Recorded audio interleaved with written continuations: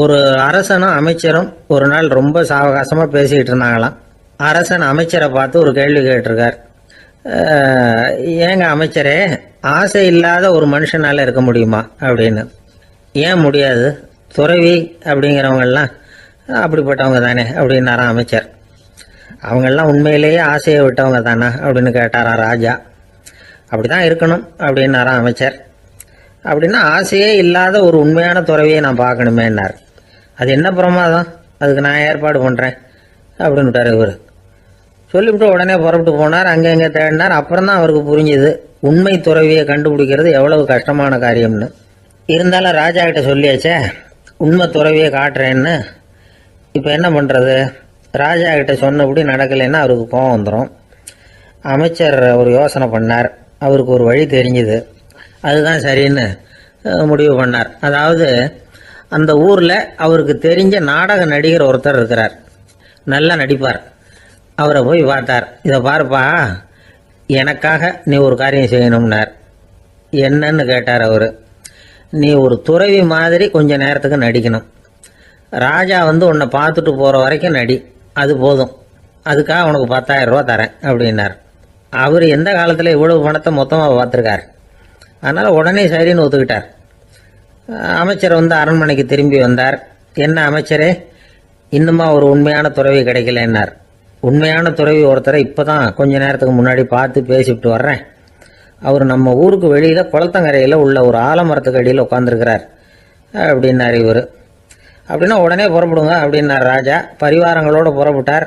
அங்கே அந்த மரத்தடியில் அந்த ஆள் வேஷம் போட்டுக்கிட்டு துறவி மாதிரி உட்காந்துருக்கிறான். ராஜா நேராக போனார். அந்த துறவி காலில் பொத்துன்னு விழுந்து வணங்கினார். உடனே ராணி அவர் காலில் விழுந்தாங்க. அடுத்தபடியாக அமைச்சர் விழுந்தார். அவருக்கு தெரியும் இது நம்ம ஆள் தான்னு. இருந்தாலும் என்ன பண்ணுறது, நேரம். அப்புறம் பரிவாரங்கள்லாம் துறவி காலில் விழுந்து ஆசீர்வாதம் வாங்கிட்டாங்க. ராஜா அப்புறமா தங்கத்தட்டில் பொண்ணையும் பொருளையும் வச்சு அந்த துறவிகிட்ட ரொம்ப பணிவாக நீட்டுறார். தாங்கள் தயவு பண்ணி இதை ஏற்றுக்கணும் அப்படின்னு வேண்டிக்கிட்டார்.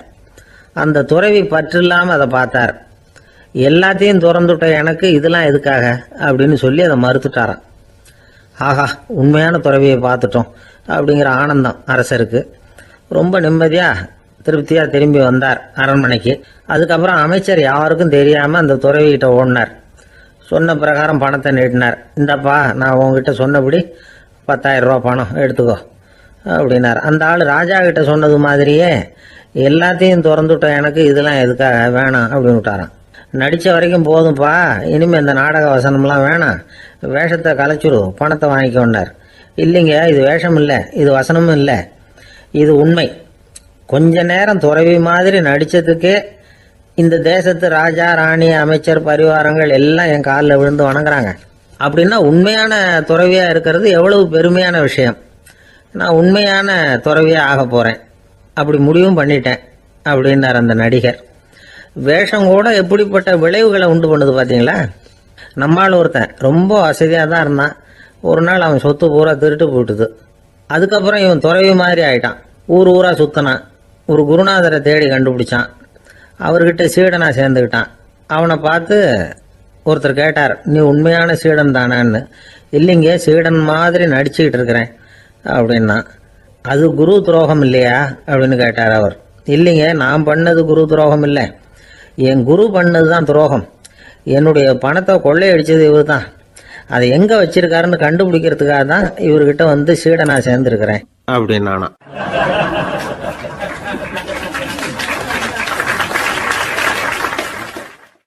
ஒரு ஆள் இருந்தான், நிறைய பணம் சம்பாதிச்சான். ஆனால் செலவு பண்ண மனசு வரல, கருமி. அவன் என்ன பண்ணா, சேர்த்த பணம் பூராவையும் ஒரு மரத்தடியில் புதைச்சி வச்சுருந்தான். வாரத்துக்கு ஒரு தடவை அந்த மரத்தடிக்கு வருவான். புதைச்ச இடத்த ஆவலோடு பார்த்துக்கிட்டு இருப்பான். அதுக்கப்புறம் போயிடுவான். அவ்வளவுதான். ஒரு நாள் ஒரு திருடன் வந்தான். இவன் புதைச்சி வச்சுருந்ததெல்லாம் எடுத்துகிட்டு போட்டான். இது தெரிஞ்சு போச்சு. அந்த கருமி புலம்ப ஆரம்பிச்சிட்டான். இவன் புலம்பலை கேட்டதும் அக்கம் பக்கத்தில் இருந்தவங்கெல்லாம் ஓடி வந்தாங்க. என்ன விஷயம்னு விசாரித்தாங்க. இவன் சொன்னான். ஒரு பெரியவர் கேட்டார், ஏப்பா, வாரம் இந்த இடத்த பார்க்குறதாக சொன்னியே, எப்போவாவது இதில் இருக்கிற பணத்தை எடுத்து செலவு பண்ணியிருக்கியா அப்படின்னு கேட்டார். நான் அப்பப்போ அதை பார்க்கறது தான் வழக்கம், அதை தொட்டதே இல்லைன்னு அவன்.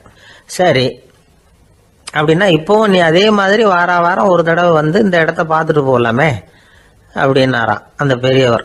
அதுவும் சரிதானே, எவ்வளவு காலமானாலும் அவன் அந்த பணத்தை எடுத்து செலவு பண்ண போறதில்ல.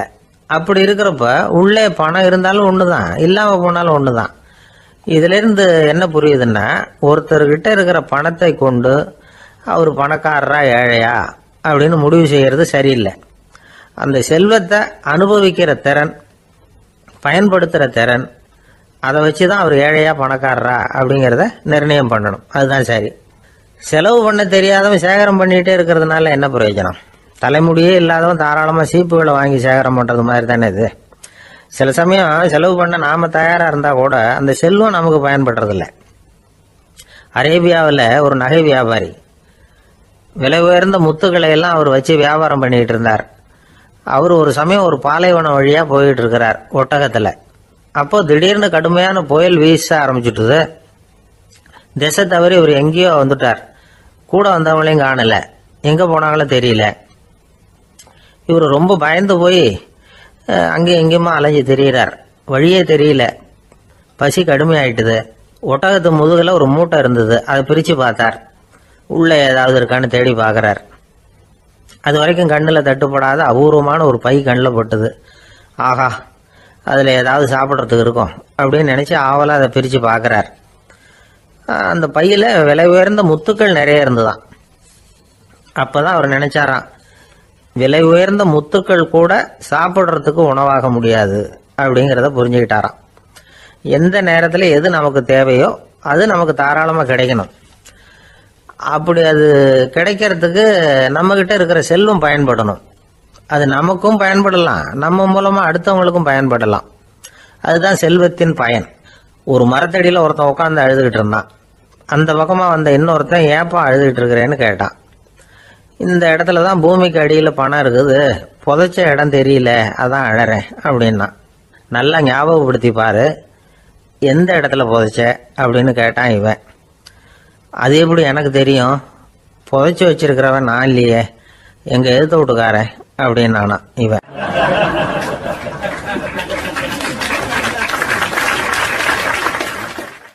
அந்த ஆள் என்ன கண்ணா பண்ணான்னு திட்டி விட்டான் சார், அதை நினைச்சா எனக்கு ரொம்ப வருத்தமா இருக்கு அப்படின்னு சொல்லி கவலைப்பட்டார் ஒருத்தர். இதுல கவலைப்படுறதுக்கு என்ன இருக்குது அப்படின்னாரு ஒரு பெரியவர். அவர் ஒரு மகான். என்ன சார் இப்படி சொல்றீங்க, ஒருத்தர் நம்ம பார்த்து திட்டுனா வருத்தமா இருக்காதா அப்படின்னார். அது எப்படி வருத்தமா இருக்கும், திட்டுறதுங்கிறது என்ன, அது வெறும் சத்தம் தானே அப்படின்னார் அந்த பெரியவர். நம்ம ஆளுக்கு தலையை பிச்சுக்கலாம் போல இருந்தது. இருக்காது அப்படின்னா நமக்கு அப்படித்தானே தோணுது. அந்த பெரியவர் சொல்றது ரொம்ப பெரிய விஷயம். அதை நாம புரிஞ்சிக்க முயற்சி பண்ணலாம்னா நடைமுறை வாழ்க்கைக்கு அது ஒத்து வர்றது மாதிரி தெரிய மாட்டேங்குது. இருந்தாலும் அந்த பெரியவர் அதுக்கு என்னதான் விளக்கம் கொடுக்குறாருன்னு பார்ப்போமே. ஒரு ரயில் போயிட்டு இருக்கு, அதுல ஒரு சாது போயிட்டு இருக்கார். அந்த ரயில் அவர் ஹரித்வாரம் போயிட்டு இருக்கார். அவரு ரயில்ல ஏகப்பட்ட கூட்டம்.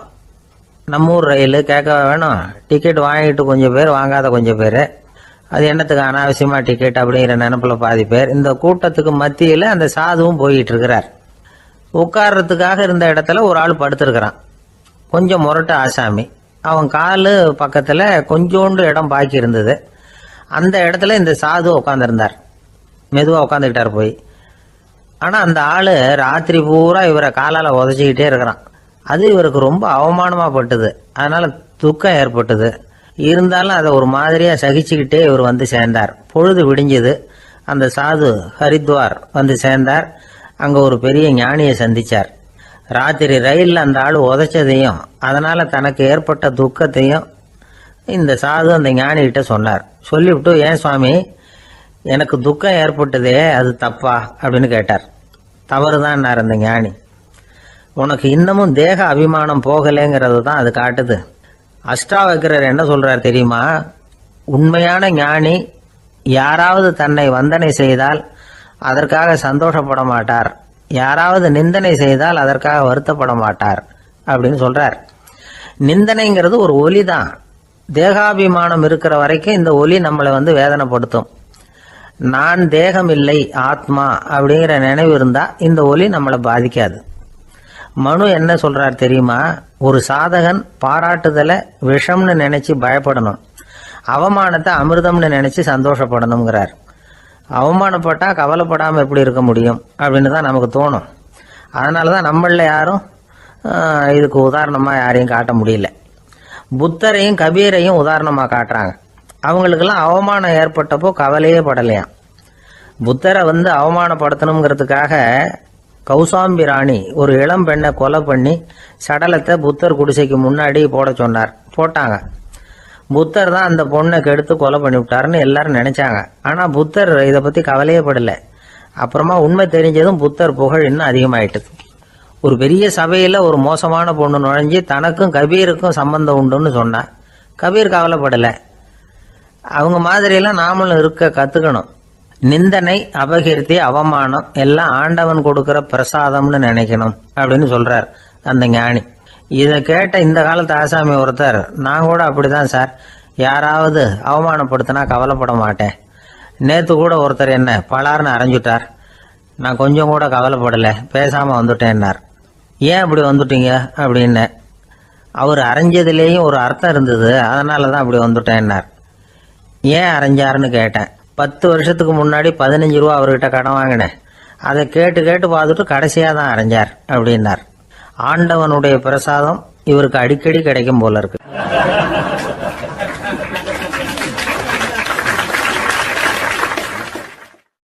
ஒரு பல்கலைக்கழகம், அங்கே ஒரு இலக்கிய பேராசிரியர், அவர் பாடம் நடத்திக்கிட்டு இருந்தார். ராபர்ட் ப்ரௌனிங் எழுதிய கவிதைகளை பற்றி சொல்லிகிட்டு இருக்கிறார். மாணவர்களும் ரொம்ப அக்கறையாக அதை கேட்டுக்கிட்டு இருக்கிறாங்க. ஒரு குறிப்பிட்ட கவிதையை பற்றி சொல்லும் பொழுது அந்த பேராசிரியருக்கே ஒரு சந்தேகம். அதாவது அந்த கவிதையின் சரியான அர்த்தம் என்னங்கிறதுல சந்தேகம். பேராசிரியர் யோசனை பண்ணார். அந்த கவிதையை முழுசாக புரிஞ்சிக்க முடியல.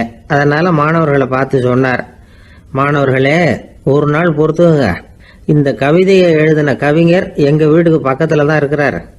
இன்னைக்கு சாயந்தரம் நான் அவரை நேரிலேயே போய் பார்க்குறேன்.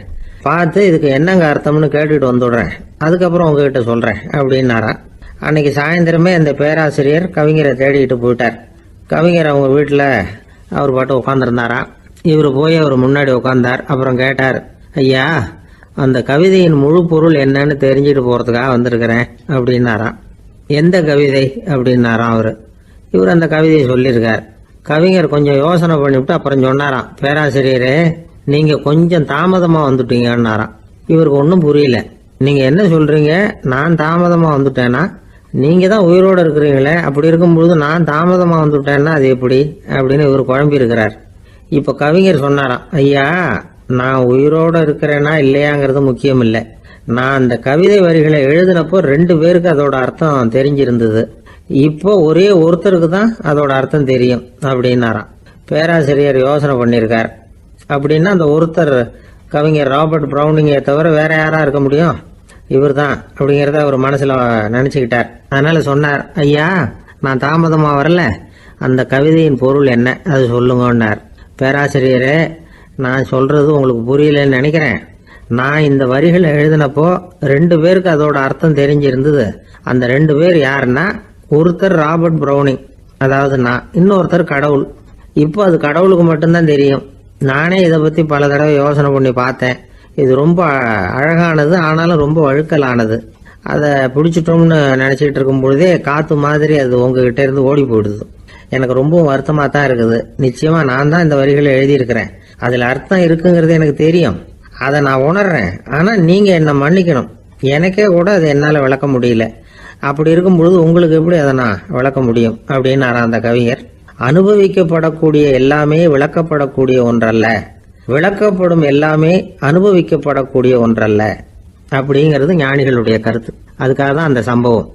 வாழ்க்கையில் நீங்கள் தொடர்ந்து ஆய்வு செய்து கொண்டே இருக்கக்கூடிய விளக்கங்களை ஒருபோதும் அடைய முடியாத பரிமாணங்கள் இருக்கிறதுனால தான் அது அலுப்பு தட்டாமல் இருக்குது.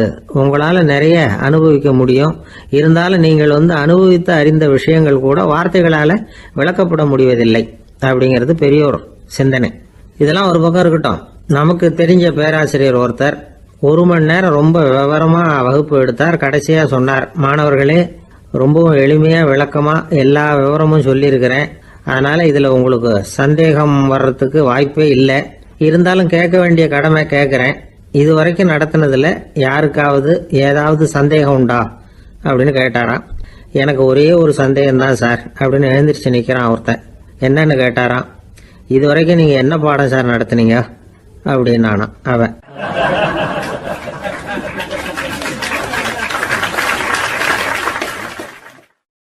அம்மாக்காரங்களுக்கு அடிக்கடி ஏற்படுற கவலை ஒன்று உண்டு. அதாவது குழந்தை சரியாக சாப்பிட மாட்டேங்குதே அப்படிங்கிற கவலை. இவங்கெல்லாம் ஒரு விஷயத்த நல்லா புரிஞ்சுக்கணும். குழந்தைகள்ங்கிறவங்க பெரியவங்க மாதிரி இல்லை. அவங்க கடிகாரத்தில் மணியை பார்த்துட்டு சாப்பிட்றதுக்கு உட்கார்ற ரகம் கிடையாது. பசிச்சா சாப்பிடுவாங்க, இல்லைன்னா விளையாடுவாங்க அல்லது தூங்குவாங்க.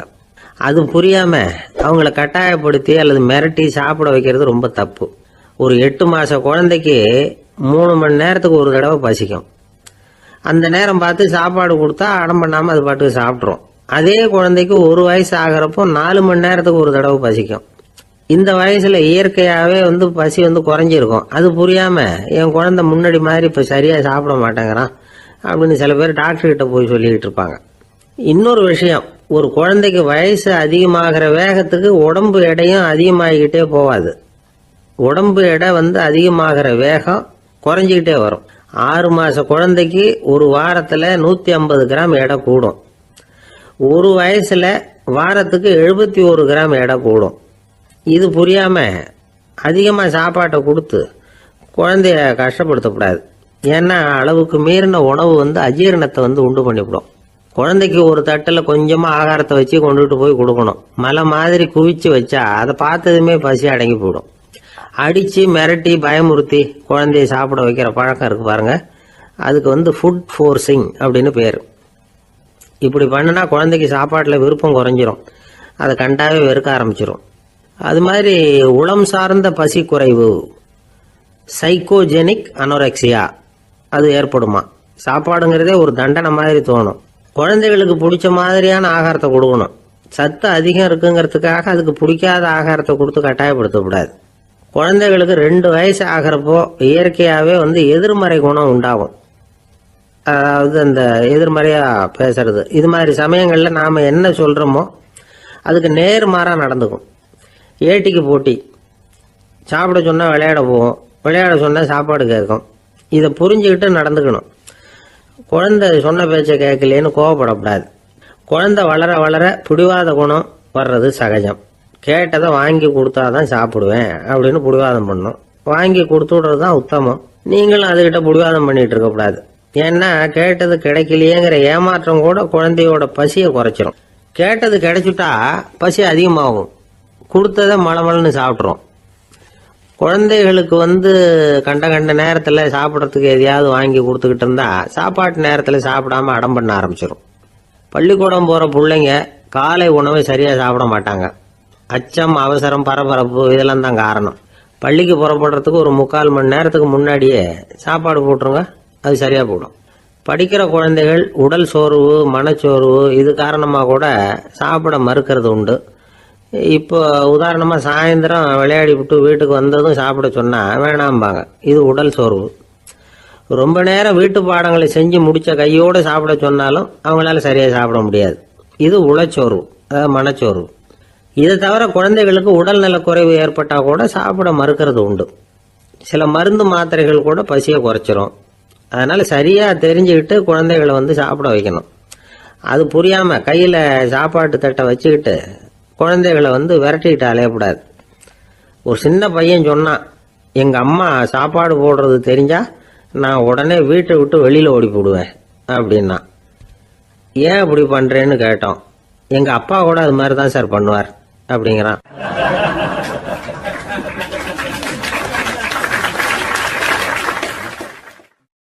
பந்திக்கு முந்தர ஆசாமிகள் நம்மள பல பேர் உண்டு.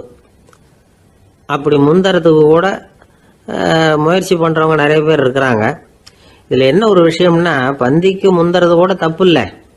ஆனால் அப்படி ஒரு விருந்தில் ஆளாக போய் உட்காந்து சாப்பிட்டா கூட வெளியில் வர்றப்ப என்ன பெரிய விருந்து வச்சுட்டான், சாம்பாரில் உப்பு இல்லை, ரசத்தில் காரம் இல்லை அப்படின்னு குறை சொல்லிகிட்டே வர்றது இருக்கு பாருங்க. அது சரியில்லை, நாகரிகமும் இல்லை.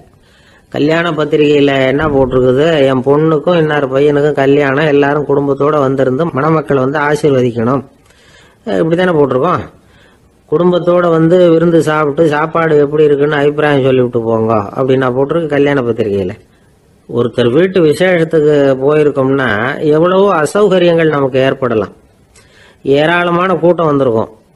எல்லாரையும் அவங்க வந்து தனித்தனியாக கவனிச்சுக்கிட்டு இருக்க முடியாது. நாம தான் அனுசரித்து நடந்துக்கணும். நாமளா போய் வாழ்த்த வேண்டியவங்களை வாழ்த்தி விட்டு வந்து சேரணும். அதை விட்டுட்டு பத்திரிக்கை கொடுத்தானேன்னு போனேன், கவனிப்பே சரியில்லை அப்படின்னு புலம்பிக்கிட்டு இருக்கக்கூடாது. ஒரு விருந்துக்கு போனால் அங்கே எப்படி நடந்துக்கணும் அப்படிங்கிறத பற்றி கூட அனுபவசாலிகள் சில விவரங்கள்லாம் சொல்லியிருக்கிறாங்க. இந்த காலத்தில் கல்யாணம், பிறந்த நாள், அது இதுன்னு நிறைய விருந்துகள் நடக்குது.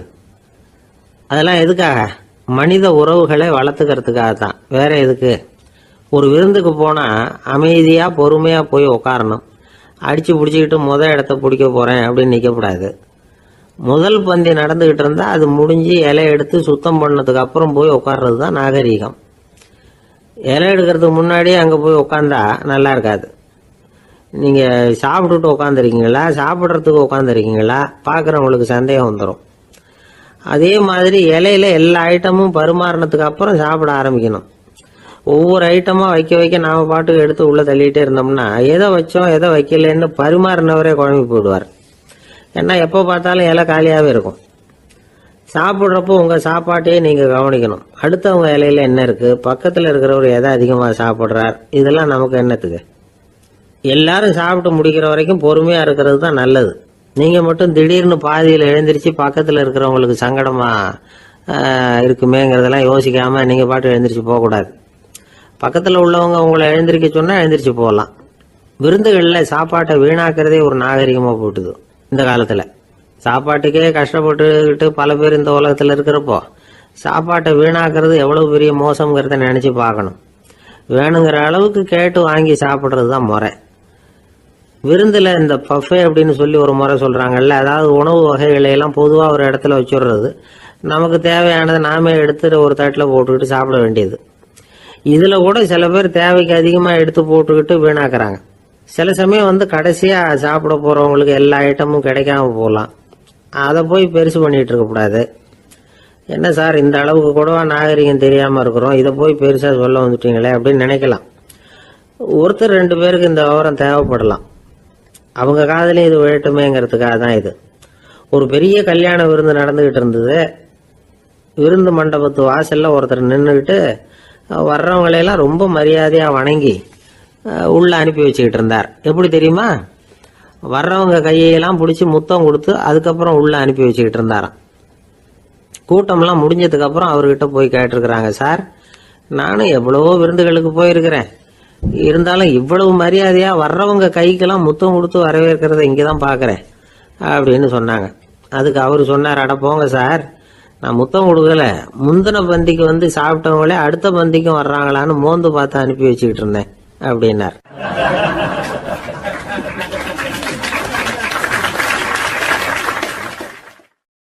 ஒரு ஊரில் ஒரு ராஜா இருந்தார். பெரிய அரண்மனையில் தான் இருக்கிறார். எல்லா வசதியும் இருந்தது. இருந்தாலும் அவர் எல்லாரும் சொல்கிறது எப்படி தெரியுமா? பிச்சைக்கார ராஜா. அப்படி ஒரு பேர் அவருக்கு நிலைச்சி போச்சு. ஜனங்களும் சரி மற்ற தேசங்களில் உள்ளவங்களும் சரி அவர் அந்த பேர் சொல்லியே குறிப்பிடுறது வழக்கமாக போட்டுது. இது அவருக்கு ரொம்ப கவலையாக போச்சு.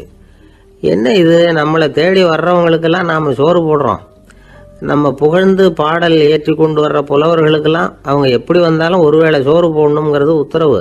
இவ்வளவுலாம் செஞ்சும் நம்மளை போய் பிச்சைக்கார ராஜான்னு எல்லாரும் சொல்கிறாங்களே, அது ஏன், எதுக்காக அப்படி சொல்கிறாங்க?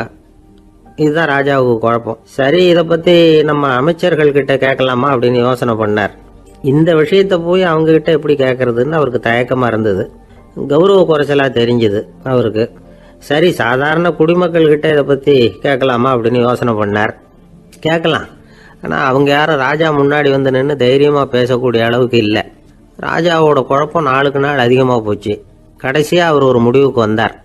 அதாவது இதை பற்றி ஒரு பிச்சைக்காரங்கிட்டே கேட்டு பார்த்துட்டா என்ன. இதுதான் அவர் பண்ண முடிவு.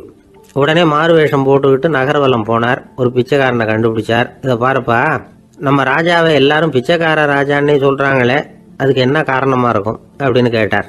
அதுக்கு அவன் சொல்கிறான், இதுக்கான பதிலை இன்னும் ஒரு 30 நாளில் சொல்கிறேன் அப்படின்னா.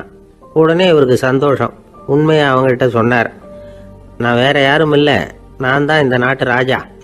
இப்போ நீ என் கூடவே வந்துடு, அரண்மனையிலேயே தங்கிக்கோ, 30 நாள் கழித்து எனக்கு பதில் சொல்லிவிட்டு அதுக்கப்புறமா நீ போகலாம் அப்படின்னு சொல்லி அழைச்சிட்டு வந்துட்டார்.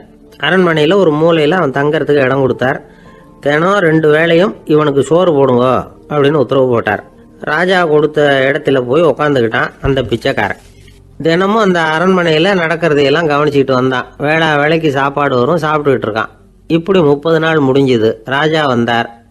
என்னோட கேள்விக்கு பதில் என்னன்னு கண்டுபிடிச்சிட்டியான்னார். கண்டுபிடிச்சிட்டேன்னா. என்ன எல்லாரும் பிச்சைக்கார ராஜான்னு சொல்கிறாங்களே, அது நியாயமாக படுதா உனக்குன்னு கேட்டார். நியாயமாக தான் படுது, சந்தேகம் இல்லாமல் நீங்கள் பிச்சைக்கார ராஜா தான். என்னதான் நீங்கள் வசதியோடவும் படைபலத்தோடவும் இருந்தால் கூட நீங்கள் எங்கள் வர்க்கத்தை சேர்ந்த ஆசாமி தான் அப்படின்னு அடித்து சொல்லிவிட்டான் அந்த ஆள். ஏனால் அப்படி சொல்கிறேன்னு கேட்டார் இவர். அரசே, ஒரு உண்மையை கண்டுபிடிச்சி சொல்கிறதா நான் உங்ககிட்ட சொன்னேன். நீங்கள் ராஜ பரம்பரைன்னா உடனே உங்கள் கழுத்தில் கிடக்கிற முத்து மாலையை கழட்டி பரிசாக கொடுத்துருப்பீங்க, பொண்ணையும் மணியையும் கொடுத்துருப்பீங்க. ஆனால் நீங்கள் அப்படி செய்யலை. என்னை ஒரு மூலையில் உட்கார வச்சு 2 வேளை சோறு போட சொன்னீங்க. உங்களை தேடி யார் வந்தாலும், யார் பாராட்டி பேசினாலும் அல்லது பிரச்சனைகளை சொன்னாலும் நீங்கள் செய்கிற ஒரே காரியம் சோறு போடுறது தான். பிச்சைக்காரனுக்கு சோறு மட்டும்தான் உலகம். உங்கள் விஷயத்திலையும் நீங்கள் அப்படி தான் நினைக்கிறதாக தெரியுது. நல்லா கவனிங்க. எந்த ஒரு பிரச்சனைக்கும் சோறு தான் முடிவுன்னு நினைக்கிறீங்க பாருங்கள். நீங்கள் சந்தேகமில்லாத எங்களை சேர்ந்த ஆளு தான் அப்படின்னுட்டான் அந்த பிச்சைக்காரன். அதுக்கப்புறம் தான் அந்த ராஜா தன்னுடைய தவறுகளை எல்லாம் தேர்த்திக்கிட்டாராம். பசின்னு வர்றவங்களுக்கு சோறு தான் போடணும், அது தப்பு இல்லை. பாராட்ட வர்றவங்களுக்கெல்லாம் சோத்தையே போட்டு அனுப்புனா இப்படி தான் பேர் வரும். எனக்கு தெரிஞ்ச ஒருத்தர் தினமும் யாராவது ஒருத்தரை தன் வீட்டுக்கு அழைச்சிட்டு போவார், சாப்பாடு போட்டு அனுப்புவார். முன்னறிவிப்பு இல்லாமல் திடீர்னு ஒரு விருந்தாளியோட வீட்டில் போய் இவர் நிற்கிறது வழக்கம். அந்த அம்மாவும் இவருக்காக தயார் பண்ணி வச்சிருந்ததை இவர் அழைச்சிட்டு வந்திருக்கிற விருந்தாளிக்கு போட்டுருவாங்க. விருந்தாளி சாப்பிட்டுட்டு போனதுக்கப்புறம் இவர் மனைவி கிட்ட உனக்கு சிரமம் வேணாம் அப்படின்னு சொல்லிவிட்டு பக்கத்தில் உள்ள ஒரு ஹோட்டலுக்கு போய் காசு கொடுத்து சாப்பிட்டுட்டு வந்துடுவார். பல நாள் இப்படி நடக்கும். ஒரு நாள் அவரை தனியாக கூப்பிட்டுக்கிட்டு போய் ஏன் இப்படி பண்ணுறீங்கன்னு கேட்டோம். அதுக்கு அவர் சொல்கிறாரு, எங்கள் வீட்டு சாப்பாட்டிலேருந்து தப்பிக்கிறதுக்கு எனக்கு வேற வழி எதுவும் தெரியல சார், அதனால தான் இப்படி பண்ணிகிட்டு இருக்கிறேன் அப்படின்னார் ரொம்ப பரிதாபமாக. ஒரு சின்ன பையன் வந்தான். அவனை பார்த்து ஒரு கேள்வி கேட்டோம். ஏன்ப்பா உங்கள் வீட்டில் அம்மா புத்திசாலியா அப்பா புத்திசாலியா அப்படின்னு. அவன் அலட்சியமாக நம்மளை பார்த்து சிரிக்கிறான். என்ன சார் இது, இந்த காலத்தில் இது கூட தெரியாமல் இருக்கிறீங்களே அப்படிங்கிறான். ஒரு சின்ன பையன் நம்மளை பார்த்து இப்படி கேட்டு விட்டானே அப்படின்னு நினைக்கிறப்போ நமக்கு ஒரு மாதிரி ஆகிடும். அதுக்கப்புறம்தான் இந்த தாத்தா பாட்டிலாம் சொல்கிற ஒரு கதை ஞாபகத்துக்கு வந்தது. அது என்ன கதை தெரியுமா? ஒரு ஊரில் ஒரு அம்மாவும் பிள்ளையும் இருந்தாங்களாம். அந்த மகனுக்கு திடீர்னு தேசாந்திரம் போய் வரணும்னு ஆசை வந்துட்டுது. ஊராக போய் சுற்றி பார்க்கணுங்கிற ஆசை. அந்த அம்மாவுக்கு இது பிடிக்கல. மகனை பிரிஞ்சு இருக்கிறதுக்கு அவங்க மனசு இடம் கொடுக்கல. வேணாப்பான்னு சொல்லி பார்த்தாங்க, அவன் கேட்கல. திடீர்னு புறப்படவும் செஞ்சுட்டான். சரி, இனிமேல் அவனை தடுக்க முடியாதுன்னு முடிவு பண்ணிக்கிட்டாங்க அந்த அம்மா. இருந்தாலும் புத்திசாலித்தனமாக ஒரு யோசனை பண்ணாங்க. மகனை கிட்டத்தில் கூப்பிட்டாங்க. அவங்ககிட்ட சொன்னாங்க, இதை பாருப்பா, நீ தேசாந்திரம் போகிறதுன்னு தீர்மானம் பண்ணிவிட்ட, அதை நான் தடுக்கலை, போயிட்டு வந்துடும். ஆனால் போகிறதுக்கு முன்னாடி எனக்கு ஒரு வாக்குறுதி கொடுத்துட்டு போ அப்படின்னாங்க. போகிறப்போ ராத்திரியாக இருந்தாலும் பகலாக இருந்தாலும் சரி புளிய மரத்து நிழலில் தான் தங்கணும்.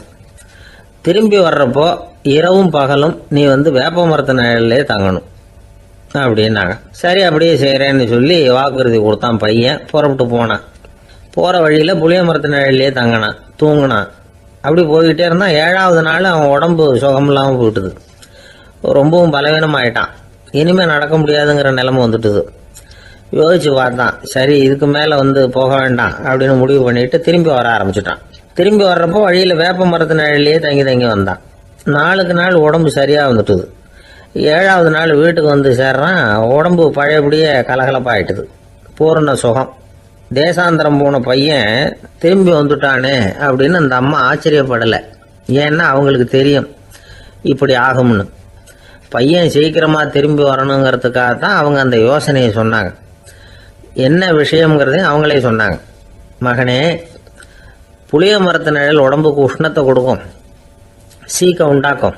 அதனால் நீ தொடர்ந்து புளிய மரத்து நிழலில் தங்கினாவே நோய்க்கு ஆளாயிட்ட. அதனால் பயணத்தை முடிச்சுக்கிட்டு திரும்பி வரணுங்கிற முடிவுக்கு வந்துட்ட. திரும்பி வர்றப்போ நீ தங்கினது வேப்ப மரத்து நிழல். அது உடம்புக்கு வந்து குளிர்ச்சியை தரக்கூடியது, நோயை தீர்க்கக்கூடியது. அதனால் சுகமாக வீட்டுக்கு வந்து சேர்ந்துட்ட. உன்னோட தேசாந்திர பயணத்தை தடுக்கிறதுக்காக தான் இப்படி பண்ணினேன் அப்படின்னாங்களாம் அந்த அம்மா. பார்த்தீங்களா அம்மாவோட புத்திசாலித்தனத்தை? அப்பாவாக இருந்தால் இப்படியா பண்ணுவார்? ஒரு அப்பா வந்து பையன்கிட்ட 10 ரூபா கொடுத்து இதை எடுத்துக்கிட்டு அடுத்த ஊருக்கு போய் அங்கே இருக்கிற மாமா கிட்ட இதை கொடுத்துட்டு வாடா, வழியில் எங்கேயாவது மரத்தடியில் படுத்து தூங்கி விடாதே அப்படின்னு எச்சரிக்கை பண்ணி அனுப்புனாராம்.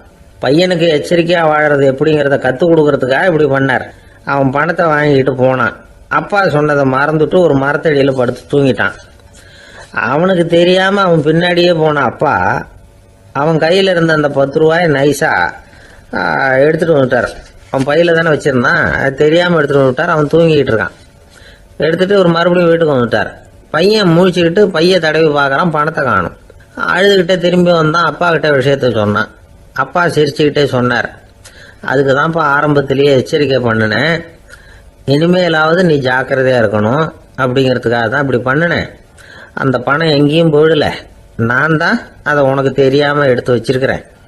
இதோ பாரு அப்படின்னு சொல்லிக்கிட்டு சைடு பாக்கெட்டில் கையை விட்டா அது ஓட்டையாக இருக்குது. அதை எவனோ ஏற்கனவே கத்திரிச்சு எடுத்துகிட்டு போயிட்டான். இப்போ அப்பா முகத்தில் அசடு வழிஞ்சுதான். ஒருத்தன் எப்படி நடந்துக்கிறாங்கிறத வச்சு தான் அந்த ஆள் எப்படிங்கிறத நாம் முடிவு பண்ணுறோம். ஆளுமைன்னு சொல்கிறோம்ல, அதுக்கு வந்து சூழ்நிலைகளை ஆளுகின்ற தன்மை அப்படின்னு விளக்கம் கொடுக்குறார் ஒரு உளவியல் நிபுணர். சரி, ஒரு மனிதனுடைய ஆளுமையை உருவாக்குகிற விஷயங்கள் என்னென்ன? பிறப்பு, வளர்க்கப்பட்ட விதம், படிப்பு, நண்பர்கள், சமுதாயம், இப்படி நிறைய உண்டு. ஆளுமையின் அடிப்படையில் சில மனநோய்கள் உண்டாகுது. அதெல்லாம் என்னென்னங்கிறத தெரிஞ்சு வச்சுக்கிட்டோம்னா நம்ம கூட இருக்கிறவங்கள அடையாளம் கண்டுபிடிக்கிறதுக்கு அது ரொம்ப உபயோகமாக இருக்கும். ஃப்ரெனாய்டு ஆளுமை அப்படின்னு ஒன்று. இந்த கோளாறு உள்ளவங்க எப்படி இருப்பாங்க தெரியுமா? அதிக உணர்ச்சி, சந்தேகம், பொறாமை இதெல்லாம் அதிகமாக இருக்கும். வளைஞ்சு கொடுக்க மாட்டாங்க. அடுத்தவங்களோட இணக்கமான உறவு இருக்காது. அவங்க செய்கிற தப்புக்கெல்லாம் அடுத்தவங்களை வந்து குறை சொல்லிகிட்டு இருப்பாங்க. இது ஒரு ரகம். அடுத்தது வந்து ஸ்கிசாய்டு ஆளுமை அப்படின்னு சொல்கிறாங்க. இந்த கோளாறு உள்ளவங்க அடுத்தவங்களோட பழக கூச்சப்படுவாங்க. சின்ன வயசுலேயே இது ஆரம்பமாயிடுது. பகல் கனவுலேயே சஞ்சரிப்பாங்க. அவங்களுடைய விரோதம், கோபம் இதை கூட வெளியில் காட்டிக்க முடியாமல் இருப்பாங்க. இவங்களுக்கு அகமுகம், பிரச்சனைகள்லேருந்து ஒதுங்கி எதுலேயும் ஈடுபாடு இல்லாதவங்களாக இருப்பாங்க. இப்படி ஒரு ரகம். அடுத்தது சைக்ளோதமிக் ஆளுமை அப்படின்னு சொல்கிறாங்க. அது என்னென்னா உணர்ச்சிகளில் ஏற்றத்தாழ்வு அதிகமாக இருக்குமா. சில சமயம் பார்த்தா மகிழ்ச்சியாக இருப்பாங்க, சில சமயம் சோகமாக உட்காந்துருப்பாங்க. அவங்க மனநிலைக்கு தகுந்த மாதிரி சமூக நிகழ்ச்சிகளில் பங்கெடுத்துக்குவாங்க. இன்னொரு வகை என்னென்னா எண்ணப்பீடிகை ஆளுமை அப்படின்னு பேர் வச்சிருக்கிறாங்க. அதுக்கு இவங்களுக்கெல்லாம் கரெக்டாக இருக்கணும், எல்லாம் சட்டத்திட்டம் எதுலேயும் ஒரு ஒழுங்குமுறை, இப்படி எதிர்பார்க்குற மனோபாவம். இவங்க எதிர்பார்ப்புக்கும் அரண்முறைக்கும் மற்றவங்க கட்டுப்படணும்னு நினைப்பாங்க. இந்த நிலைமை நீடிச்சா என்ன ஆகும் தெரியுமா? அலைக்கழிக்கிற எண்ணங்கள் திரும்ப திரும்ப ஒரே செயலை செய்ய தூண்டுற மன தளர்ச்சிக்கு ஆளாயிடுறாங்க. அடுத்தது ஹிஸ்டீரியா ஆளுமை. சின்ன விஷயத்தையெல்லாம் பெருசுப்படுத்தி நாடகமாக்குற நடிகர்கள் இவங்க. உணர்ச்சி அதிகம் உள்ளவங்க. இவங்க மன எழுச்சியில் பக்குவமின்மை, குழந்தைத்தனம், முதிர்ச்சியின்மை எல்லாம் இருக்கும். தன்னலம் மிக்க குணம். பிறர் வந்து தன்னை மட்டுமே கவனிக்கணும்னு நினச்சி செயல்படுறது, இதெல்லாம் இவங்க அடையாளம். அடுத்த ரகம் எப்படின்னா வளர்ச்சியற்ற ஆளுமைன்னு சொல்கிறாங்க. அடுத்தவங்களோட இணங்கி போக முடியாதவங்க. அறிவு, மன எழுச்சி, சமூக உறவு இதில் எல்லாம் போதுமான வளர்ச்சியையும் நிறைவையும் பெற முடியாதவங்க. இவங்களால வாழ்க்கையில் முன்னேற முடியாது. பிச்சைக்காரங்க, குற்றவாளிகள், இவங்ககிட்டெல்லாம் இது மாதிரியான ஆளுமை அதிகமாக இருக்குமா. அடுத்தது என்னென்னா சோர்வுடைய ஆளுமை. எதுலேயும் உற்சாகம் இல்லாமல் சோர்ந்து போயிருப்பாங்க. அதுக்கெல்லாம் நமக்கு வலிமை இல்லைப்பா அப்படின்னு சொல்லிட்டு இருப்பாங்க. சின்ன விஷயங்களுக்கெல்லாம் அதிர்ச்சி அடையிறது. வாழ்வின் சுவையை வந்து அனுபவிக்க முடியாதவங்க. இன்னொரு ரகம், இது வந்து கொதித்தெழும் ஆளுமைங்கிறாங்க. எதுக்கு எடுத்தாலும் ஆத்திரம், குரோதம், வன் செயல் இதிலெல்லாம் ஈடுபாடு, இப்படி உள்ளவங்க. நத்தை வகை ஆளுமை அப்படின்னு ஒன்று. அடுத்தவங்க மேலே விரோதம் இருக்கும், அடிக்கணுங்கிற எண்ணம் இருக்கும். ஆனால் அதை அப்படியே வெளியில் காட்டாமல் அதே சமயம் அமைதியான முறையில் வெறுப்பை வெளிக்காட்டுற ரகம். இவங்கெல்லாம் பேசாமல் கம்முன்னு இருந்துக்கிட்டே நினைச்சதை நிறைவேற்றிடுவாங்க. முன்ஜாக்கிரதை ஆளுமை அப்படின்னு ஒரு ரகமா. பாதுகாப்பின்மை, சந்தேகம், முழுமையின்மை, அறவேக்காட்டுத்தனம் இந்த மனப்போக்கு அதிகமாக இருக்கிறதுனால அகம்பாவம், புடிவாதம், எச்சரிக்கை எல்லாம் அளவுக்கு மீறி இருக்கும். இதுவரைக்கும் நாம் பேசிக்கிட்டு இருந்த ஆளுமை பண்புகள் அளவுக்கு அதிகமாக போயிட்டுதுன்னா ஆளுமை கோளாறுகள் ஏற்படும். அதன் அடிப்படையில் மனவியாதிகள் வருமா. அதனால் இணக்கமான எல்லாரும் விரும்புகிற இயல்பான ஆளுமையை பெறுவதற்கு நாம் முயற்சி செய்யணும் அப்படிங்கிறது மனோதத்துவ நிபுணர்களுடைய ஆலோசனை. ஒருத்தர் ஒரு மனோதத்துவ டாக்டரை தேடிட்டு வந்தாராம். டாக்டர், எனக்கு மனசில் ஏதோ வியாதி, ஆளுமை கோளாறு, அதாவது எனக்கு சீக்கிரமாக செத்து போனால் தேவையில்லைன்னு தோணுது அப்படின்னாராம். உடனே அந்த டாக்டர், சரி அப்படின்னா இங்கே இருங்க, நான் வைத்தியம் பார்க்குறேன் அப்படின்னாராம். ஒருத்தர் முகத்தை தொங்க போட்டுக்கிட்டு ஒரு மாதிரியாக வந்தார். என்ன விஷயம்னு விசாரித்தேன். என்னுடைய நண்பன் ஒருத்தங்கிட்ட கருத்து வேறுபாடு, இனிமேல் நமக்குள்ளே எந்த சம்மந்தமும் வேணாம்னு நட்பை முறிச்சிட்டு வந்துட்டேன்னா. நண்பர்கள்னு இருந்தால் கருத்து வேறுபாடு வரத்தான் செய்யும்னு. கருத்து வேறுபாடு வராமல் இருக்கிறதுக்கு ஏதாவது வழி உண்டா அப்படின்னு கேட்டாங்க. அதை பற்றி நிபுணர்கள் சில யோசனைகளை சொல்லியிருக்கிறாங்கன்னு. முதல் விஷயம் என்னென்னா, உங்கள் நண்பனுக்கு ஒரு செய்தி சொல்லணும்னா அதை நீங்களே நேரடியாக சொல்லுங்கள், அல்லது உங்கள் கைப்பட கடிதம் எழுதுங்க. அதாவது நேரடி தொடர்பு முக்கியம். அதை விட்டுட்டு இன்னொருத்தர் மூலமாக நண்பர்களுக்கு செய்தி அனுப்புனா நீங்கள் சொல்கிற செய்தி அப்படியே போய் சேராது, அது சேதமாயிடும். கூட்டி குறைச்சி சொல்லிவிடுவாங்க, அது குழப்பத்தில் கொண்டாந்து விட்டுரும். இது ஒரு யோசனை. ரெண்டாவது யோசனை என்னென்னா, நீங்கள் ஒரு நல்ல காரியத்தை செய்யும் பொழுது உங்கள் நண்பரையும் சேர்த்துக்குங்க, அவருக்கும் அதில் ஒரு ஈடுபாட்டை உருவாக்குங்க. மூணாவது யோசனை, நம்ம பக்கத்தில் இருக்கிற நண்பர் மகிழ்ச்சி அடைகிற மாதிரி ஏதாவது செய்யணும். சின்ன சின்ன செயல்களாக இருந்தாலும் பரவாயில்ல, அவர் நமக்கு எதுவும் செய்யலையே, நாம் எதுக்கு செய்யணும் அப்படின்னு நினச்சிக்கிட்டு இருக்கக்கூடாது. நாலாவது யோசனை என்னென்னா, உங்களுக்கு ஒரு பிரச்சனையா அல்லது உங்கள் நண்பருக்கு ஒரு பிரச்சனையா, எதுவாக இருந்தாலும் 2 பேரும் சேர்ந்து உட்காந்து ஆலோசனை பண்ணுங்கள். நம்ம யோசனையும் கேட்கப்படுதே அப்படிங்கிற நினைப்பே அவருக்கு ஒரு மன நிறைவை உண்டாக்குமா. 5வது யோசனை, உங்கள் நண்பர் ஏதோ ஒரு காரியத்தை செய்கிறார், நீங்கள் உடனே அவசரப்பட்டு நீ செய்கிறது தப்புன்னு தீர்ப்பு சொல்லக்கூடாது. அவர் அதை செய்யறதுக்கான நியாயங்கள் எவ்வளோ இருக்கும், அதை புரிஞ்சுக்கிறதுக்கு முயற்சி பண்ணணும். 6வது யோசனை, உங்கள் நண்பர் என்ன சொன்னாலும் அதை பொறுமையாக கேளுங்க. அவர் சொல்கிறத புரிஞ்சுக்கணும், அவர் சொல்ல விரும்புகிறத புரிஞ்சுக்கணும், அவர் சொல்ல முடியாமல் தவிக்கிறதையும் புரிஞ்சுக்கணும். இப்படி 3 விதமாகவும் அவரை புரிஞ்சுக்கிட்டு அதுக்கு தகுந்த மாதிரி செயல்படணும். 7வது யோசனை என்னென்னா, உங்கள் நண்பர் உங்ககிட்ட ஏதோ ஒரு கருத்தை சொல்கிறார், அது உங்களுக்கு பிடிக்கல, அதுக்காக உடனே நீ சொல்கிறது சரியில்லை, நான் ஒத்துக்க மாட்டேன் அப்படின்லாம் மறுத்துக்கிட்டு இருக்கக்கூடாது. அவர் சொல்கிறத கேட்கணும், பொறுமையாக சிந்திக்கணும், அதுக்கப்புறம் பதில் சொல்லணும். இப்படிலாம் நடந்துக்கிட்டால் நண்பர்களுக்குள்ள கருத்து வேறுபாடு வர்றதுக்கு வாய்ப்பே இருக்காது அப்படின்னு வல்லுநர்கள் தொகுத்து சொல்லியிருக்கிறாங்க இந்த யோசனைகளை. எனக்கு தெரிஞ்ச சில நண்பர்கள் உண்டு, அவங்களுக்குள்ளேயும் கருத்து வேறுபாடுகள் வராமல் இருக்கிறதுக்கு சில நுட்பங்களை கையாளுறது உண்டு. ஒருத்தர் சொன்னார், அந்த டாக்டர் சின்ன வயசுலேருந்து என் கூட பழகினவர், நாங்கள் 2 பேரும் இணை பிரியாத நண்பர்கள். இருந்தாலும் எனக்கு உடம்பு சரியில்லைன்னா நான் அவர்கிட்ட வைத்தியம் பார்த்துக்க மாட்டேன் அப்படின்னார் ஒருத்தர். ஏன் அப்படின்னு கேட்டேன். எங்கள் நட்பு கெட்டுப்படக்கூடாது இல்லையா, அதனால தான் அப்படின்னாரு இவர். ஆஃபீஸை முடிஞ்சு வீட்டுக்கு போகிற சமயத்தில் ஒருத்தர் கடைக்கு போய் ஸ்வீட் வாங்கினார். சரி, வீட்டுக்கு பிள்ளைங்களுக்கு தான் வாங்கிட்டு போகிறார் அப்படின்னு மற்றவங்க நினச்சாங்க. அவர் அப்படி செய்யல. அந்த இடத்துலையே பொட்டலத்தை பிரித்தார். திருட மாதிரி அப்படியே சுற்றி ஒரு தரம் பார்த்துக்கிட்டார். யாரும் தெரிஞ்சவங்க இல்லைங்கிறத முடிவு பண்ணிவிட்டு அவசரமாக அதை அப்படியே போட்டு முழுங்கிவிட்டு கையை தொடச்சிக்கிட்டு நல்ல பிள்ளை மாதிரி நடந்து போக ஆரம்பிச்சிட்டார். அவர் யாருன்னா, அவரோட பிரச்சனை எல்லாருக்கும் தெரியாது, சில பேருக்கு தான் தெரியும். அதாவது அவர் உடம்பில் சர்க்கரை இருக்குதுன்னு டாக்டர் சொல்லிவிட்டாராம். அதனால் வீட்டில் சர்க்கரையே இவர் கண்ணில் காட்டுறதில்ல. அதனால் இவர் யார் கண்ணிலையும் படாமல் இப்படிப்பட்ட வேலைகள்லாம் செய்கிறது வழக்கம். யாருக்கும் தெரியாமல் இப்படி ஸ்வீட்டை வாங்கி சாப்பிட்டுட்டு அவர் பாட்டுக்கு போயிடுறது. இப்படிப்பட்டவங்களுக்கெல்லாம் கொஞ்சம் ஆறுதலான தகவல் இன்றைக்கி. அது என்னென்னா, நாம் சாப்பிட்ற சர்க்கரைக்கும் நம்ம உடம்பில் உள்ள சில கோளாறுகளுக்கும் அப்படி என்ன தான் சம்மந்தம் இருக்குது. இதை பற்றி சமீபத்தில் சில ஆராய்ச்சிகள்லாம் நடந்திருக்குது. ஏன்னா சர்க்கரைன்னாவே விஷம் மாதிரி அதை பார்க்குறவங்களும் சில பேர் உண்டு. சின்ன பிள்ளைங்களுக்கு வயத்தில் பூச்சி உண்டாகிறதுலேருந்து பெரியவங்களுக்கு நீரிழிவு வர்ற வரைக்கும் எல்லாத்துக்கும் சர்க்கரை தான் காரணம்னு சொல்லிகிட்டு இருக்கிறோம். ஆனால் அந்த அளவுக்கு பயப்பட வேண்டிய அவசியம் இல்லை அப்படின்னு சொல்கிறாங்க. சர்க்கரை வியாதி, இருதய நோய், பித்த நீர்ப்பை நோய், இதெல்லாம் சில நோய்கள்லாம் நாம் சாப்பிட்ற சர்க்கரைக்கும் தொடர்பு இருக்குன்னு நினைக்கிறோம். ஆனால் அப்படி சம்பந்தம் உண்டுங்கிறதுக்கு போதுமான அளவுக்கு ஆதாரம் இல்லை அப்படிங்கிறாங்க ஆராய்ச்சியாளர்கள். ஒரே ஒரு சம்பந்தம் தான் உறுதியாக இருக்குதான். அதுவும் இந்த பல் சிதைவு அப்படின்னு இருக்கு இல்லையா, அந்த சர்க்கரை சாப்பிட்றதுக்கும் இந்த பல் சிதைவுக்கும் சம்மந்தம் இருக்குது அப்படிங்கிறத மட்டும் உறுதியாக சொல்கிறாங்க. சர்க்கரைன்னா நாம் சாப்பிட்ற ஜீனி மட்டும் இல்லை, பழம், காய்கறி, பால், தேன், இப்படி எல்லாத்துலேயும் அது இருக்குது. கேரட்டு கொடுக்குற சத்தில் 88% சர்க்கரை, ஆப்பிள் கொடுக்குற சக்தியில் 95% சர்க்கரை.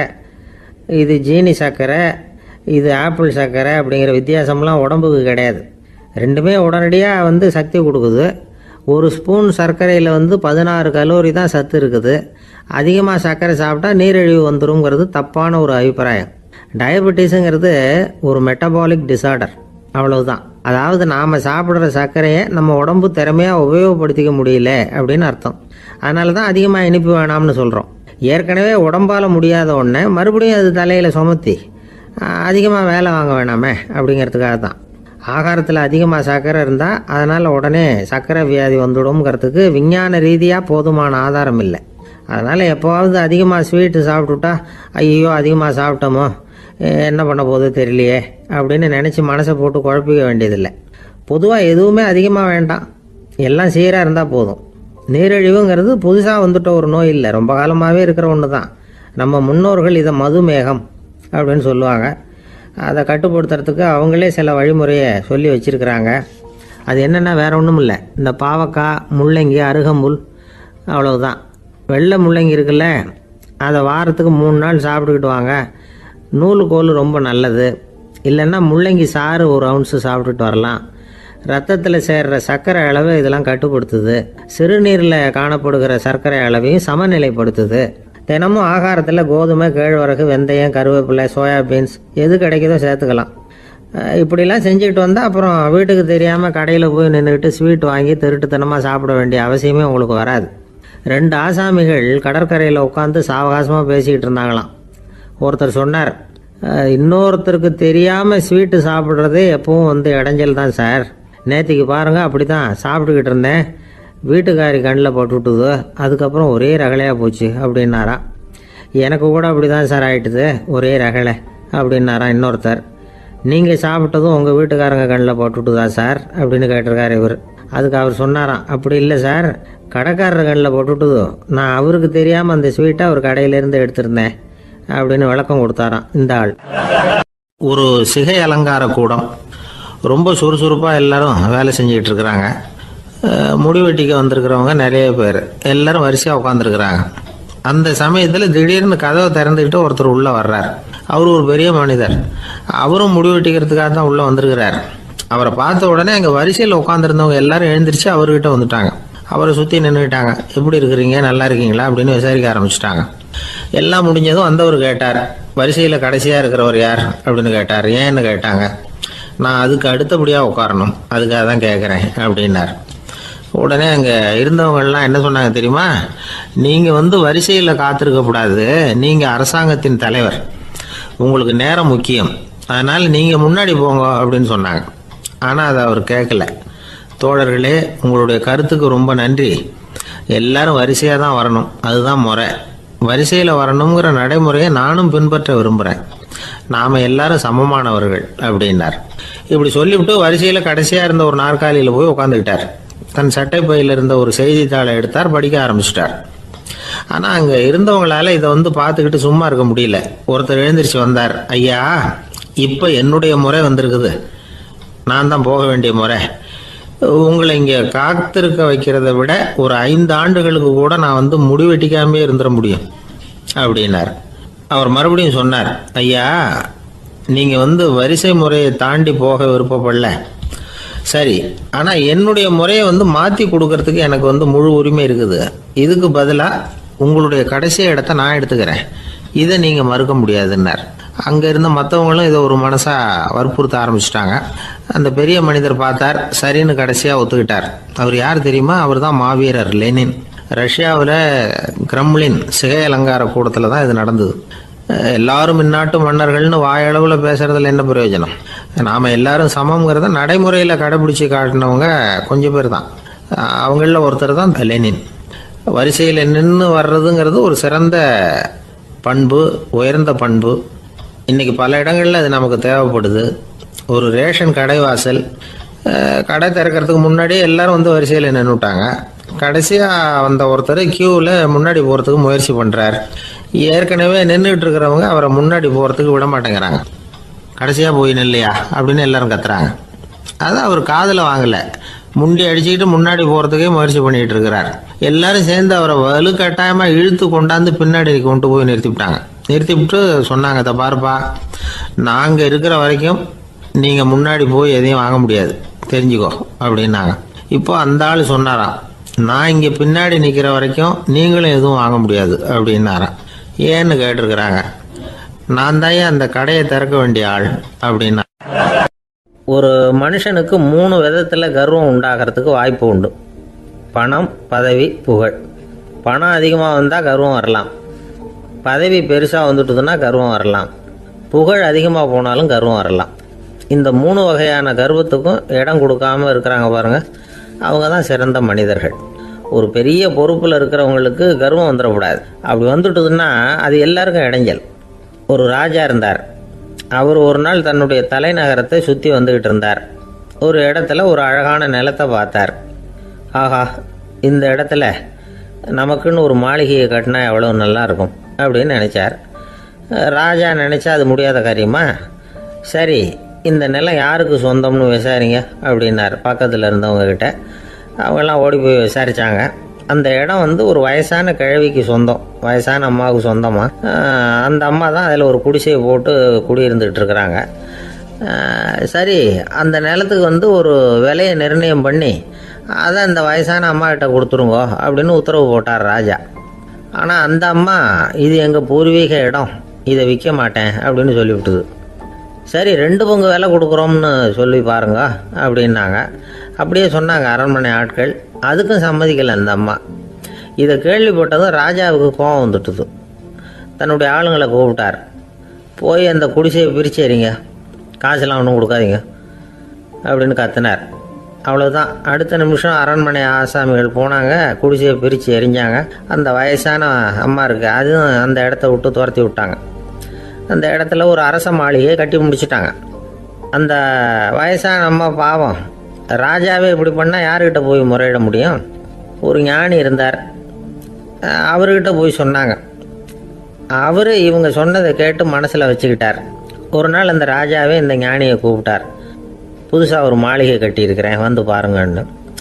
சரின்னு சொல்லி இந்த பெரியவர் ஒரு நாள் இந்த மாளிகைக்கு போனார். சும்மா போகல, ஒரு கழுதையையும் ஓட்டிகிட்டு போனார். கொஞ்சம் சாக்குகள், வெத்து சாக்கு, அதையும் எடுத்து கழுதை முதுகில் போட்டு கழுதையை ஓட்டிகிட்டு போகிறார். ராஜா பார்த்தார். அவருக்கு இது ஆச்சரியமாக இருந்தது. என்ன இது, மாளிகைக்கு வந்துட்டு போங்கன்னு கூப்பிட்டா கழுதை சாக்கு இதெல்லாம் கொண்டு வராரே, ஒன்றும் புரியலையேன்னு நினச்சார். எதுக்காக இதெல்லாம்னு கேட்டார். அரசருடைய தோட்டத்திலேருந்து கொஞ்சம் மண் எடுத்துகிட்டு போகிறதுக்கு ஆசைப்பட்றேன், அதுக்கு நீங்கள் அனுமதி கொடுக்கணும் அப்படின்னாரு இவர். இது என்ன வேடிக்கையான கோரிக்கையாக இருக்குது அப்படின்னு நினச்சார் ராஜா. இருந்தாலும் மண்ணு தானே கேட்குறாரு, எடுத்துகிட்டு போகட்டுமே அப்படின்னு நினச்சார். சரின்னு அனுமதி கொடுத்தார். அந்த பெரியவர் தோட்டத்துக்கு போனார், மண்ணை வெட்டினார், சாக்கில் போட்டு நிரப்புனார். ராஜாவை கொஞ்சம் கிட்ட வாங்கன்னு கூப்பிட்டார். இந்த மண் மூட்டையை தூக்கி கழுதையோட முதுகில் வைக்கணும், கொஞ்சம் உதவி பண்ணுங்கன்னார். ஓ, பண்ணுறேனே அப்படின்னு சொல்லி ராஜா கிட்ட போனார். மூட்டையை தூக்கி பார்க்குறாரு, முடியல, திணறி போயிட்டார். இப்போ அந்த ஞானி பேசினாராம். அரசே, இந்த ஒரு சாக்கு மண்ணையே உங்களால் தூக்க முடியல, அந்த கிழவிகிட்ட இருந்து அந்த அக்கிரமமாக அபகரித்த இந்த தோட்டம் பூராவையும் சுமக்கணும்னு ஆசைப்படுறீங்களே, அது உங்களால் முடியுமா அப்படின்னு கேட்டாராம். ராஜா யோசனை பண்ண ஆரம்பித்தார். தன்னுடைய செயலுக்காக வருத்தப்பட்டாராம். அந்த வயசான அம்மாவை உடனடியாக வரவழைச்சார். தாயே, தப்பு பண்ணிட்டேன், என்னை மன்னிச்சுக்குங்க, இன்னையிலேருந்து இந்த மாளிகையும் தோட்டமும் உங்களுக்கு தான் சொந்தம் அப்படின்னு சொல்லிவிட்டாராம். போகிறப்ப இந்த உலகத்திலேருந்து எண்ணத்தை எடுத்துகிட்டு போக போகிறோம், அதனால் ரொம்பவும் அலட்டிக்க வேண்டியதில்லை, கர்வப்பட வேண்டியதில்லை அப்படிங்கிறது ஒரு பெரிய உபதேசம். ஒரு பெரிய மனுஷன் சாக கிடந்தார், ரொம்பவும் அழுதார். ஏன் அழறீங்க அப்படின்னு கேட்டாங்க சுற்றி இருந்தவங்க. நான் சாகிறதுக்காக கவலைப்படலை, நான் நம்ம ஜனங்களுக்காக எவ்வளவோ காரியம்லாம் செஞ்சுக்கிட்டு வந்தேன். நான் செஞ்சுக்கிட்டு வந்த சேவையை இனிமேல் யார் செய்ய போகிறாங்க, அது யாரால முடியும், அதை நினச்சி தான் அழறேன் அப்படின்னாராம். ஒருத்தர் முன்னாடி வந்தார். அதுக்காக நீங்கள் கவலைப்படாதீங்க, உங்கள் சேவையை தொடர்ந்து செய்யறதுக்கு என்ன மாதிரி இளைஞர் பட்டாளம் தயாராக இருக்குது. இருந்தாலும் எங்கள் கவலை என்னன்னா அப்படின்னு இழுத்தார். என்ன சொல்லுங்கன்னு கேட்டார் அவர். நீங்கள் இதுவரைக்கும் என்ன சேவை செஞ்சுக்கிட்டு வந்தீங்க, அதுதான் எங்களுக்கு இன்னமும் புரியாத புதிராக இருக்குது அப்படின்னாராம் அவர். ஒருத்தர் ஒரு தவறு செஞ்சு விடுறாருன்னு வச்சுங்க, உடனே நீ செஞ்சது தவறு அப்படின்னு சொல்கிறது ஒரு வகை. அதுக்கு பதிலாக எது சரின்னு அவர் புரிந்து கொள்ள உதவி செய்கிறது இன்னொரு வகை. இந்த ரெண்டாவது வகை இருக்குது பாருங்கள், நிர்வாக இயலில் இது ரொம்ப முக்கியம்.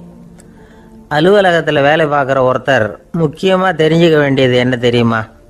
சக ஊழியர்கள்கிட்ட எப்படி பழகணும், மேலதிகாரிகள்கிட்ட எப்படி பழகணும், தனக்கு கீழே வேலை செய்கிறவங்க கிட்ட எப்படி பழகணும், வாடிக்கையாளர்கள்கிட்ட எப்படி பழகணும், இவங்க எல்லார்கிட்டையும் செம்மையான உறவை ஏற்படுத்திக்கிறது எப்படி.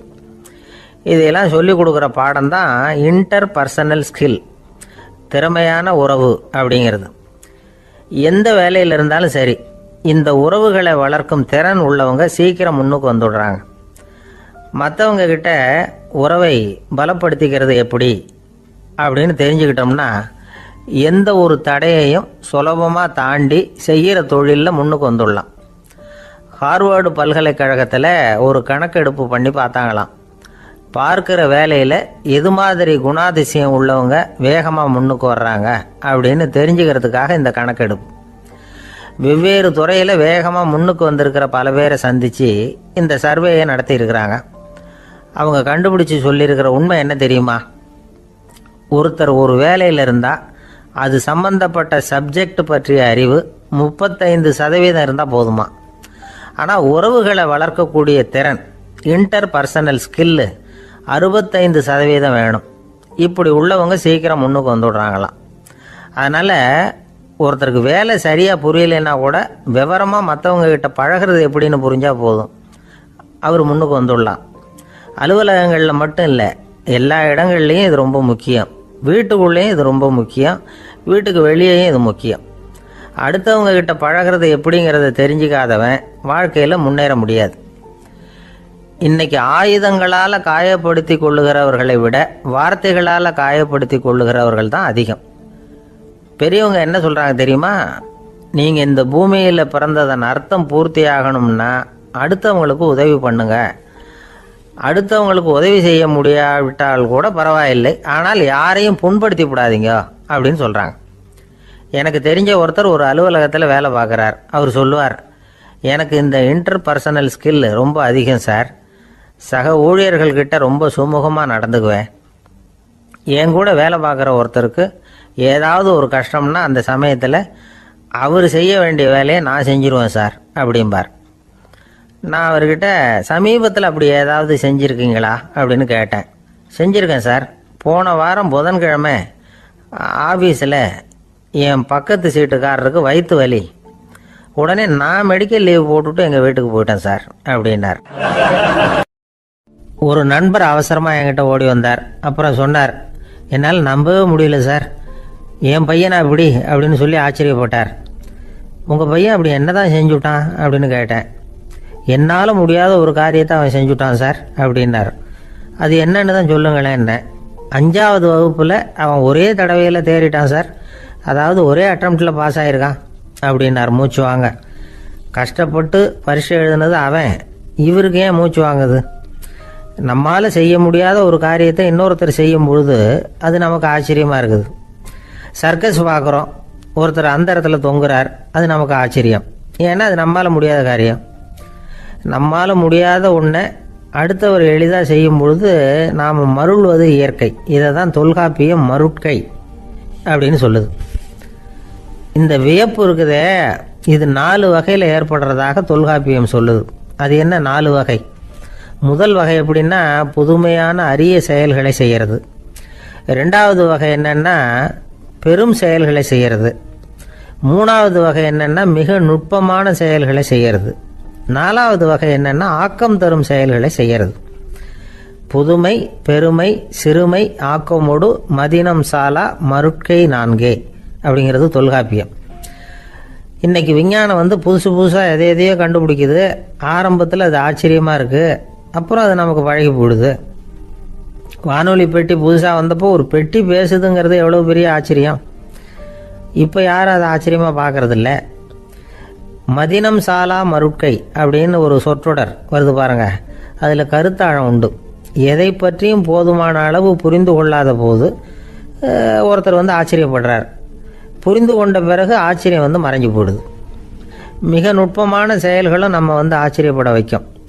ஒரு அரிசியில் ஒரு திருக்குறளை எழுதி காட்டுறாங்க, ஒரு முட்டை ஓட்டுக்குள்ளே ஓவியம் தீட்டி காட்டுறாங்க. கருங்கல் சிற்பங்களில் எவ்வளவு நுட்பமான வேலைப்பாடுகளை எல்லாம் பார்த்து ஆச்சரியப்படுறோம். இது மாதிரி ஆக்கப்பூர்வமான அரிய செயல்களை செய்கிறது கூட வியப்பை உண்டு பண்ணும். குப்பை கூலங்களை கூட வாழ்க்கைக்கு பயன்படுகிற பொருளாக மாற்றுகிறவர்கள் இருக்காங்க. அவர்களுடைய செயல் வியப்பு அளிக்குது. இடைக்காட்டு சித்தர் பாடின மூவடி 30ங்கிற நூலில் வர்ற ஒரு பாடல், ஆற்றல் பிறர் அறிதலின் அகம் கிளர்வு உறுதலின் கற்று அறி பாணர் கெழுமிய கோடலின் தோற்றம் உருகவே போற்றல் சால் வியப்பே. ஒருத்தருடைய ஆற்றல் தெரியாமல் இருந்தது, அவருடைய அரிய செயலை பார்க்கும் பொழுது வியப்பாக இருந்தது, மனசுக்குள்ள கிளர்ச்சி. பாவலர்கள் இவர்களுடைய புகழை பாடி மற்றவர்களும் தெரிந்து கொள்ளுமாறு செய்கிறார்கள். அப்படிங்கிறது தான் ஒரு யதார்த்தமான உண்மை. ஆக எல்லா வகையிலும் மக்கள் தங்களுடைய வாழ்க்கையில் முன்னேறுவதற்கான வழிகாட்டுகிற ஒரு மெய்ப்பாடு தான் வியப்புங்கிறது. இந்த காலத்தில் நம்ம எப்படியெல்லாம் ஆச்சரியப்பட வைக்கிறாங்க. ஒரு ஆளை பிடிச்சி ஜெயிலில் கொண்டு வந்தாங்க. ஜெயில் அதிகாரி அவனை ரொம்ப ஆச்சரியமாக பார்த்தாராம்.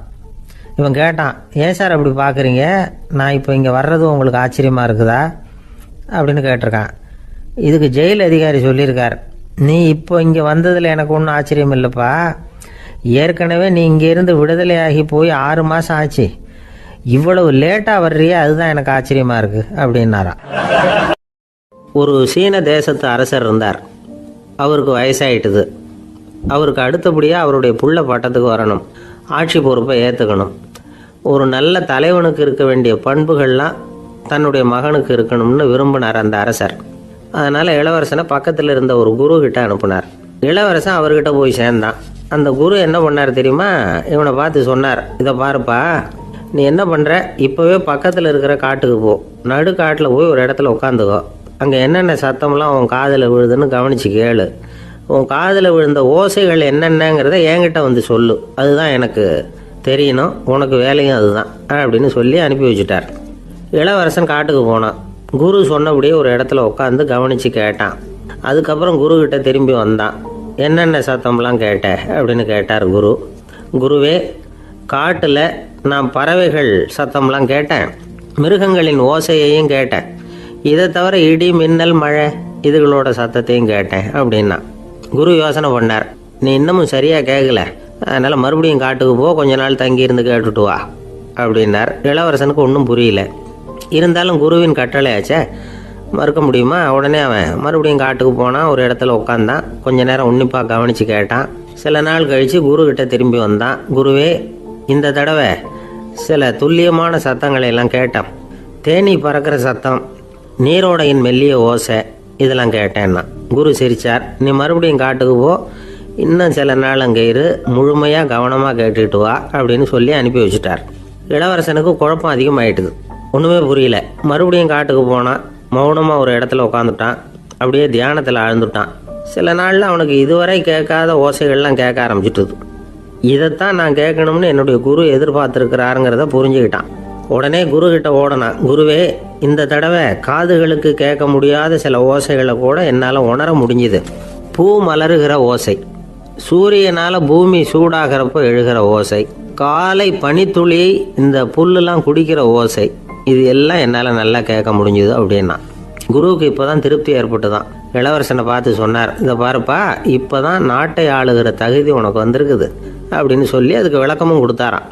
எந்த அரசன் தன்னுடைய மக்களின் இதயம் பேசுகிற மௌன மொழியை, மௌன வார்த்தைகளை கேட்குறானோ அவன்தான் ஆள தகுதி உள்ளவன். எந்த அரசன் தன்னுடைய மக்களின் உணர்ச்சிகளை உண்மையாக உணர்றானோ அவன்தான் முதன்மையான அரசன். போலி வார்த்தைகளை மட்டும் கேட்டுட்டு பல மௌன ராகங்களை காதில் வாங்கிக்காதவன் அரசனே இல்லை. எந்த நாட்டில் எப்போ ஒரு அரசன் தன்னுடைய மக்களின் உணர்ச்சிகளை கேட்க மறுக்கிறானோ அன்னையிலேருந்தே அந்த நாடு அழிய தொடங்குது அப்படின்னு அர்த்தம். இதுதான் அந்த குரு இளவரசனுக்கு போதிச்சது. வாயால் பேசுகிறத மட்டும் கேட்டு ஏமாறக்கூடாது, உணர்ச்சிகளையும் கேட்கறதுல தான் மனப்பக்குவம் உண்டாகும். மக்கள் உணர்ச்சிகளை புரிந்து கொள்ளாத அரசர்கள் நீடிச்சிருக்க முடியாது. அது மாதிரி நாடுகளில் அடிக்கடி குழப்பம் தான் உண்டாகும். அப்படி இருந்தால் அடிக்கடி ஆட்சி மாறிக்கிட்டு இருக்கும். அப்படிப்பட்ட ஒரு தேசம், அங்கே ஒரு சிறைச்சாலையில் 3 கைதிகள் பேசிக்கிட்டு இருந்தாங்க. ஒருத்தன் சொன்னான், நான் இந்த நாட்டு ராஜாவை எதிர்த்து பேசிக்கிட்டு இருந்தேன், அதனால் என்னை பிடிச்சி கொண்டாந்து இங்கே போட்டுட்டாங்க அப்படின்னா ஒருத்தன். இன்னொருத்தன் சொன்னான், நான் இந்த நாட்டு ராஜாவை ஆதரித்து பேசிக்கிட்டு இருந்தேன், அதனால் என்னை பிடிச்சி கொண்டாந்து இங்கே தள்ளிவிட்டாங்க அப்படின்னா. அது சரி, நீ என்ன தப்பு பண்ண அப்படின்னு சொல்லி 3வது ஆளை பார்த்து இவங்க கேட்டாங்க. அதுக்கு அந்த ஆள் சொல்கிறான், நான் தான் இந்த நாட்டு ராஜா அப்படின்னானா. ஒரு அம்மா தெருவில் உட்காந்து என்னத்தையோ தேடிட்டு இருக்கிறாங்க. அந்த அம்மா ஒரு சுஃபி ஞானி. அவங்க பேர் என்னன்னா ரபியா அல் அடாவியா. அந்த அம்மாவுக்கு கண் கூட தெளிவாக தெரியாது. அந்த பக்கமாக வந்த சில பேர் இவங்களுக்கு உதவி செய்கிறதுக்காக வந்தாங்க. என்ன தேடிட்டு இருக்கிறீங்க அப்படின்னு கேட்டாங்க. இதுக்கு அந்த அம்மா, அந்த கேள்வி அவ்வளோ முக்கியத்துவம் இல்லை, நான் தேடிக்கிட்டு இருக்கிறேன், உங்களால் முடிஞ்சால் எனக்கு உதவி பண்ணலாம் அப்படின்னாங்களாம். உதவி செய்ய வந்தவங்களுக்கு ஆச்சரியம். எதை தேடுறோங்கிறது தெரியாமல் இப்படி ஏன் நேரத்தை செலவழிக்கிறீங்க, நாங்கள் எப்படி உங்களுக்கு உதவ முடியும், எங்களுக்கு ஒன்றும் புரியலையே அப்படின்ட்டுருக்காங்க. சரி, உங்களை திருப்தி பண்ணுறதுக்காக சொல்கிறேன், ஒரு குண்டூசி தொலைஞ்சி போச்சு, அதை தேடுறேன் அப்படின்னாங்களாம் அந்த அம்மா. அதுக்கப்புறம் இவங்களும் சேர்ந்து தேட ஆரம்பிச்சிட்டாங்க. கொஞ்ச நேரம் ஆச்சு, ஒன்றும் கிடைக்கல. உதவி செய்ய வந்தவங்களும் அழுத்து போட்டாங்க. அப்புறம் கேட்டாங்க, பாருங்கம்மா, இது ரொம்பவும் பெரிய தெரு, அகலமான தெரு, அதனால் குறிப்பாக நீங்கள் எந்த இடத்துல அந்த குண்டூசியை தொலைச்சிங்க அதை சொல்ல முடியுமான்னாங்களாம். இதுக்கு அந்த அம்மா, நீங்கள் மறுபடியும் அர்த்தமில்லாத கேள்வியை கேட்குறீங்க, உங்கள் கேள்விக்கும் நான் தேடுறதுக்கும் என்ன சம்மந்தம்னாங்களாம். இதை கேட்டதும் அவங்க ஒரு மாதிரி ஆயிட்டாங்க. என்னம்மா நீங்கள் பைத்தியம் மாதிரி பேசுகிறீங்க அப்படின்னாங்களாம். சரி, உங்களை மறுபடியும் திருப்திப்படுத்துறதுக்காக சொல்கிறேன், அதை நான் எங்கள் வீட்டில் தொலைச்சுட்டேன் அப்படின்னாங்களாம். அப்புறம் எதுக்காக இங்கே தேடிட்டு இருக்கிறீங்க அப்படின்னு கேட்டிருக்காங்க. ஏன்னா இங்கே தான் வெளிச்சம் அதிகமாக இருக்குது, அங்கே வீட்டுக்குள்ளே இருட்டாக இருக்குது, அதனால் இங்கே தேடுறேன், வெளிச்சம் உள்ள இடத்துல தானே தேட முடியும் அப்படின்னாங்களாம் அந்த ஞானி. இந்த கதைக்கு என்ன அர்த்தங்கிறத பெரியவங்க சொல்கிறாங்க. அதாவது இந்த தேடுதல்ங்கிறது ஒரு வியாதி. அது நம்ம சதா அலைய வைக்கும், பைத்தியமாக மாற்றுறதுக்கு முயற்சி பண்ணோம். ஒரு காலம் அது நிறைவு அடையவே அடையாது. வாழ்வுங்கிறது ஒரு புரிந்து கொள்ள முடியாத, சதா இயங்கி கொண்டிருக்கிற ஒரு செயல். அதுக்கு ஆரம்பமும் இல்லை, முடிவும் கிடையாது. எதையோ தேடணும் அப்படிங்கிற உந்துதல் நமக்குள்ளே இருக்கும், ஆனால் குறிப்பாக எதை தேடிட்டு இருக்கிறோம் அப்படிங்கிறது புரியாது. அப்படி ஏதாவது ஒன்றை தேடி அடைஞ்சிடுறோம்னு வச்சுக்கோங்க, உடனே ஒரு அதிருப்தி வந்துடும். அதனால் வாழ்க்கைங்கிறது சலிப்பு நிறைந்தது அப்படிங்கிற எண்ணத்தை உண்டாக்கிக்கிறோம். ஒன்று அடைஞ்சதுக்கு அப்புறம் இன்னொன்று தேட ஆரம்பிச்சிருவோம். ஆக இந்த தேடல்ங்கிறது நாம் ஒன்று அடைஞ்சாலும் அடையாவிட்டாலும் தொடர்ந்து நடந்துக்கிட்டு தான் இருக்கும். இதுக்கு முடிவே கிடையாது. இந்த உண்மையை நாம் நல்லா புரிஞ்சுக்கணும் அப்படிங்கிறது பெரியவங்களுடைய கருத்து. ஏழையும் தேடுறான், பணக்காரனும் தேடுறான், நோயாளியும் தேடுறான், நோய் இல்லாதவனும் தேடுறான், அதிகாரம் உள்ளவனும் தேடுறான், அதிகாரம் இல்லாதவனும் தேடுறான், முட்டாளும் தேடுறான், அறிவாளியும் தேடுறான். ஆனால் யாரும் இதை தான் தேடி சாதிக்க போகிறோம், இதுதான் முடிவு அப்படின்னு திட்டவட்டமாக சொன்னதில்லை. ஒன்று அடைஞ்சதும் இன்னொன்று தேட ஆரம்பிச்சிடுறாங்க, அவ்வளோதான். அதாவது உங்களின் தேடுபவர் உங்கள் உள்ளே தான் இருக்கிறார், அவரை தேடி கண்டுபிடி.